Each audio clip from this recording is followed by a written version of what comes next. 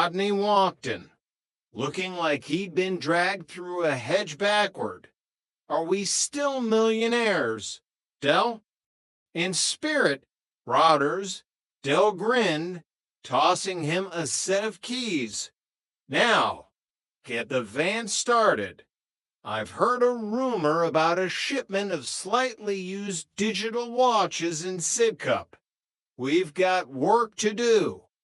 As the Reliant Regal roared, or rather, coughed to life in the parking lot below, Del Boy stood on the balcony, looking out over his kingdom. The seasons had changed, the tides had turned, and the trotters were still standing. "Cushty," he whispered to the London wind. Chapter 9, The Sidcup Hustle.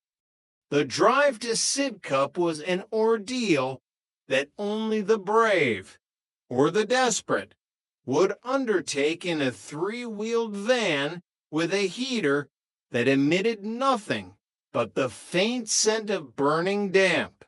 Rodney hunched in the passenger seat, his knees pressed against the dashboard. "I don't like this, Dell," Rodney complained, pulling his scarf tighter. "Sidcup, it's practically in the countryside. And these digital watches, who's the contact?" Dell wrestled with the steering wheel as the van hit a pothole. "It's a bloke named Nifty Neville. A diamond, Rodney. He's got a warehouse full of them. Latest tech, water resistant up to 3 millimeters. 3 millimeters? Dell, that's a light drizzle." "Exactly. Perfect for the British climate," Dell replied, beaming. "And get this there solar powered. No more batteries. You just show them to the sun, and bingo, you know what time it is." They arrived at a desolate industrial estate that looked like a set for a post-apocalyptic film. Nifty Neville was waiting, leaning against a rusted shutter. He handed Dell a cardboard box. Dell opened it to reveal a sea of plastic watches, each one flashing 12 o'clock with desperate urgency. "Look at that, Rodders. Pure class," Dell admired, strapping one onto his wrist. He held his arm out of the van window, waiting for the weak London sun to work its magic. Nothing happened. It's a bit shy. That's all," Dell muttered, shaking his arm vigorously. "It needs a bit of oomph. Give it a rub, Rodney." Chapter 10, Solar Power in a London Fog. Market day at Peckham was a symphony of chaos. Dell stood on his favorite pitch, the cardboard box of solar watches front and center. "Step right up, ladies and gentlemen," Dell's voice boomed over the crowd. "Don't look at the price. Look at the quality.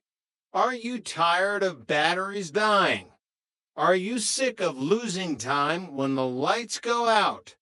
Well, worry no more. The Trotter Solar Watch is here."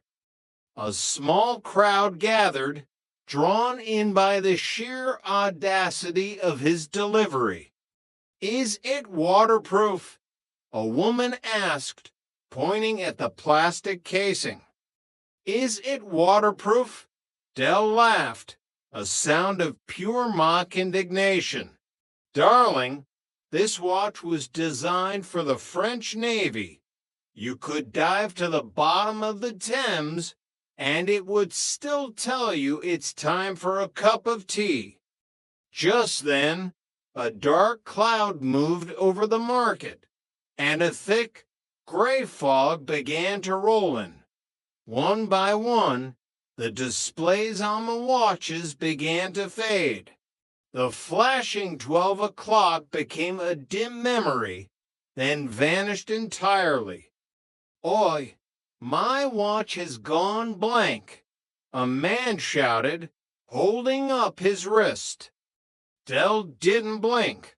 That, sir, is the echo sleep feature. It's saving power. It knows you're not looking at it, so it's having a little nap. Pure genius, innit? Rodney, standing at the back of the pitch, put his head in his hands. Dell, the fog is getting thicker. We're selling invisible time. Nonsense, Rodney. It's an atmospheric horological experience, Dell whispered back, before turning to the crowd with a wide grin. Who wants another? Buy two, and I'll throw in a set of glow-in-the-dark shoelaces. Chapter 11, The Echoes of the Empire. Back at the Nag's Head that evening, the Sid Cup sting was the talk of the bar. Dell sat with a large cognac, a pile of unsold solar watches in a bag at his feet. So, Dell, Boyke said, leaning over with a smirk that could curdle milk, I hear you've been selling watches that only work in the Sahara. Very forward-thinking of you. I suppose your next venture will be selling ice cubes to the Eskimos? It's about the future, Boyke, Dell retorted, not missing a beat. Renewable energy, green technology. I'm an environmentalist now. I'm Dell Green Trotter. Trigger nodded solemnly from his stool. I like the watches. Dell, I bought one. It told me it was midnight all afternoon. Very peaceful. Rodney sighed, sipping his pint. We made 20 quid, Dell, and half of that was from selling the shoelaces to a blind man. Raquel arrived, sitting down next to Dell. She looked at the bag of watches and then at Dell's hopeful face. At least you're trying, Dell. That's what matters.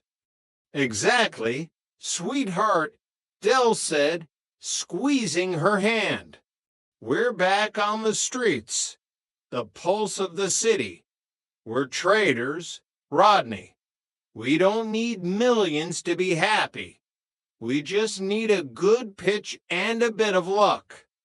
Rodney looked around the pub at the familiar faces, the peeling wallpaper, and the warm, noisy atmosphere.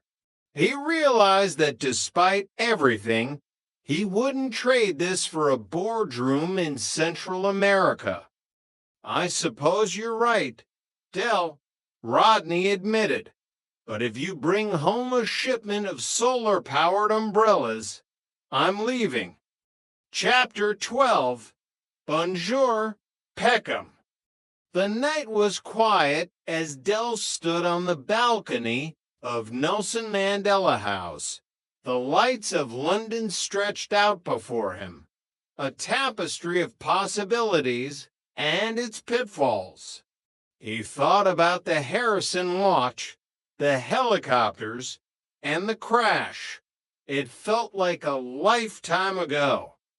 He looked at the yellow van in the parking lot below. It looked small and battered, but it was still there. It had survived the million-pound dream and the bankruptcy nightmare. It was a trotter through and through. You okay, Dell? Raquel asked, joining him. Yeah, Dell breathed, the familiar scent of the city filling his lungs. I was just thinking, we've been through a lot, haven't we? But we're still here, still fighting, still trading. And we've got each other, she reminded him. and 50 grand in the bank,